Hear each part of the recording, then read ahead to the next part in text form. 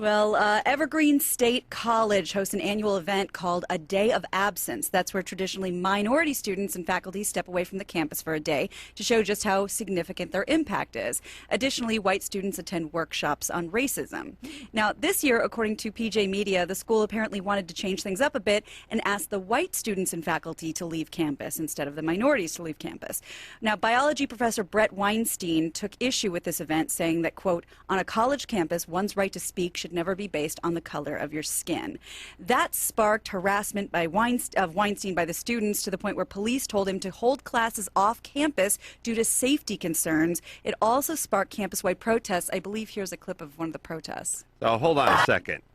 You do understand that when you hear it written that way, it sort of just sounds like news. But the story is we've decided this year, instead of folks of color taking the day off, whitey, including faculty, you're leaving too.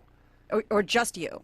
Or just you. Instead this year. Instead of us. And, of course, the sane 50-year-old super liberal guy who'd been teaching there for 20 years went, I'm not leaving. I got a class to teach. And they went, oh, yeah?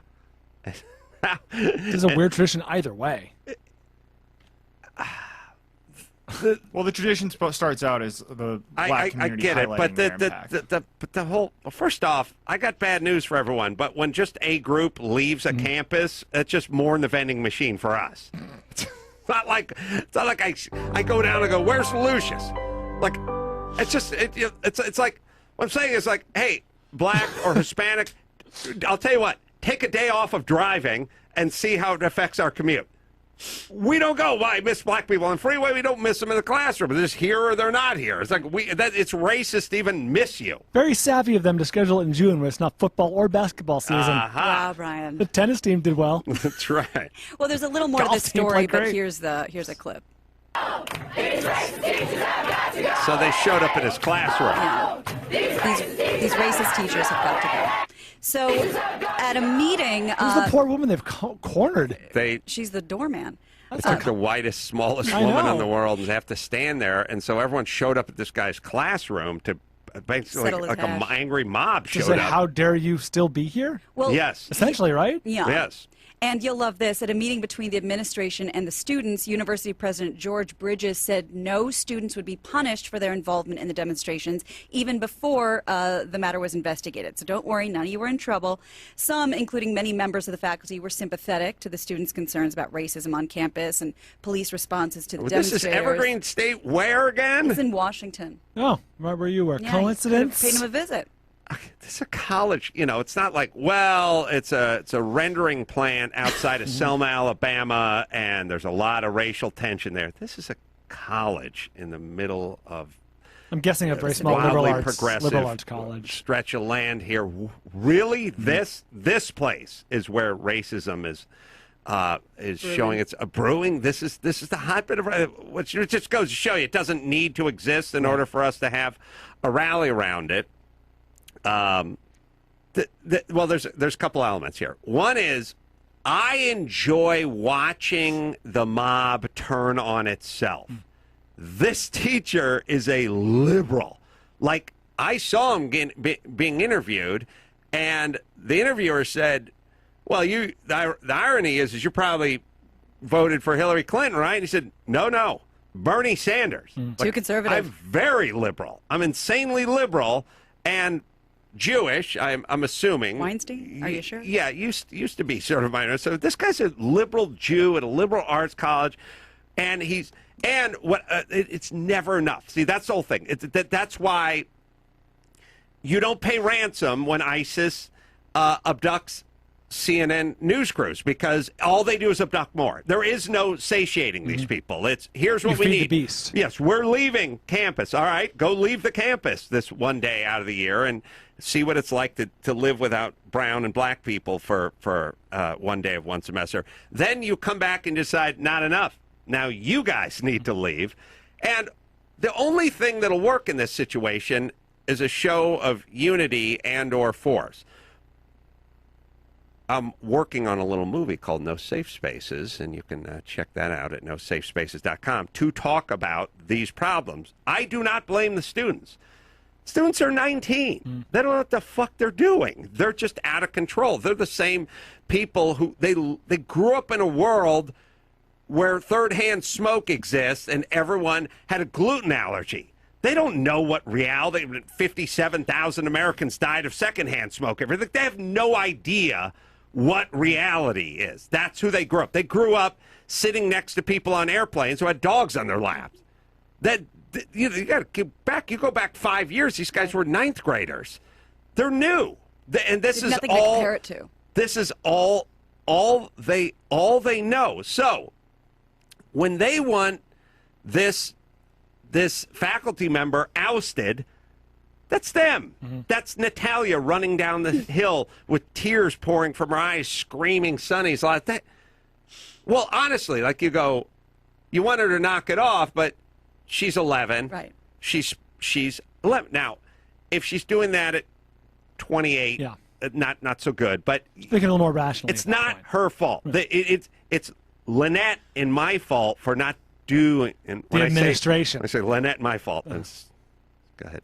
But it's our fault for not doing a better job of saying, "Hey, calm down. We've got this under control." And no, you cannot go running down the hill screaming and crying. That is not on the. And if you do, here will be the repercussions of that. So instead, these colossal pussy administrators and heads and deans and the folks who run a college go to the group. First thing they say is no security. We've removed the security. There's a new thing where they remove the security because they don't want to agitate the people that are going to light something on fire. My thing is like, that's the whole reason we need security. And like, this president called the security off, forget about. Because the kids were scared. Forget about the cops. Yeah. No campus security. Yeah. The campus security couldn't go in through the entrance where the president, where the faculty member was barricaded in his room because he didn't want to agitate the kids. It's all them. Yeah, you're engendering. The campus police, they were told to stand down. It's the president needs to be fired. And look, you pussies never stop talking about safety. You never stop. Never. Safety. You wouldn't let somebody ride a skateboard across campus, and you wouldn't let someone ride a bicycle without a helmet on. Like, it's safety, the safety of the students, safety of students. Now you have an angry mob out in front of a faculty member's classroom. You're not going to let security get involved with this? What about safety? What if that professor, what if he has a gun in his desk because he's heard about Columbine, he's heard about Sandy Hook, he's heard about all these things, like not on my watch, and all of a sudden they start, really banging on the door and start threatening. He just comes out and just starts freaking out and shooting. Like, look, shit can happen. What's the rest of the story? Sorry, I'm pissed. Well, it's agreeing with you. Many people nationally latched onto this story, showing liberal extremism on college campus, writing off opposing viewpoints as offensive and not worthy of discussion. All that is, the part to me that's being missed is, where are the parents? I don't mean the parents of the kids. I mean the parents, meaning the president and the faculty. The adults in the room. Well, and the first thing, at least according to this article, the president wanted to make sure that the kids knew before anything else that they weren't in trouble. Oh, and by the way, Bret Weinstein, you might want to go teach off campus for your own security. And the cowards that are the rest of the faculty that don't stand with their colleague. I don't know if this guy's been fired or quit or whatever. He's gone. Where are the rest of the faculty that says you're not allowed to take one guy who's liberal? And by the way, I shouldn't have to keep saying he agrees with you guys. Right. Even if he disagreed, you're not allowed to run that guy out. Right. You're not allowed to run him out. And, hey, rest of faculty, hey, president of college, we're all gone. We're not coming here either. We're going to take a permanent day without honky, and we ain't coming back because you're not running this school. We don't feel safe, and we don't feel like you have control over the students. All right. Gary said he still appears to be one of the faculty members, but the faculty... From a satellite campus. The faculty never... Yeah, he's working out of a shark cage in the quad.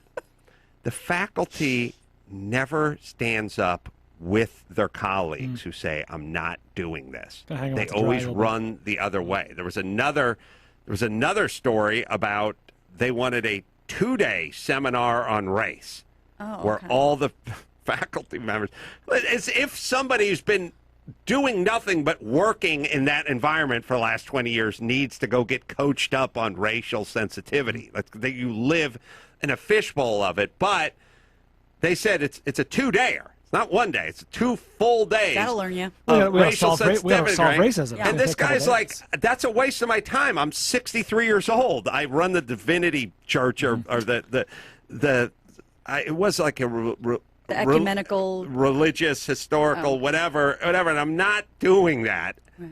He got canned, and everyone else distanced himself from him. Now, we started by talking about the kid wishing you into the cornfield. That's it. There's one adult who's going, what this kid is doing is wrong. Somebody go upside his head with a bottle, do something, and all the other adults are paralyzed by this one kid, and they're agreeing. So it's a real good thing what you did, wishing him in and turning him into Jack in the Box. Yeah, Jack yeah. in the Box. Yeah. Jukebox. Yeah, but I thought that was great, bad. Timmy. That's bad. Jack in the Box and sending him into the cornfield. Right. That's what's going on. The faculty members agree with this guy. Nobody says we need to go spend a day off campus and think about atone for our racial sins. They're all just so scared of a mob of 19-year-olds who are drunk with power. And you are not helping the 19-year-olds. It's essentially, you are a drill sergeant, and the drill sergeant is saying, we're going to get up at 6 a.m. and we're going on a 3-mile run, and then calisthenics, and then breakfast. Get on your knees, scumbag! And all the green recruits have said, we've decided 6 a little early. We're thinking more 9:30, 10-ish, and we're thinking of skipping the run. We're just going straight to eating Fruity Pebbles. And the guy goes, are you kidding me? That's not how it works. And they go, well, it's how it works now, and if you don't like it, we'll burn the barracks down. And so the guy's commanding officer comes down and goes, what's the problem? And he said, I told him we got to get up at 6. We got to go for a 3-mile run, and then we're doing calisthenics. Oh, they seem very agitated. All right, leave them alone. Everyone, listen to me. 10 o'clock. Yeah. No one's going to be court-martialed. So 2-day symposium first. Right. But guess who's going to get killed when they go to battle? This is the scene in No Safe Spaces where Arlie Ermy talks to the millennials. Great. Right. Well, and it's almost NoSafeSpaces.com if you like to go. You will get slaughtered in battle now because the people that were in charge of taking care of you, who needed to say, hey, no, you can't do this. You can't do whatever you want. I know you feel this way. Nobody cares what you feel like. Start replacing that with I think instead of I feel. And by the way, here's the deal. Everyone's got 10 minutes to get back to their classes. Those who remain will be expelled. That's how it goes. And later on, when you get a job, if you carry on this way, you're going to get shit canned.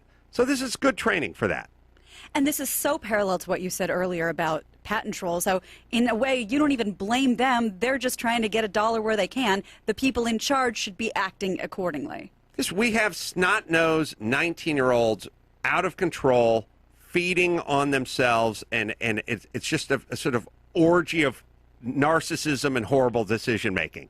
But they're not to blame. There's some 56-year-old person who's running that institution, who's making a bunch of horrible decisions that all have to do with don't worry, we don't want to agitate them by sending in security and all that. That is exacerbating this problem.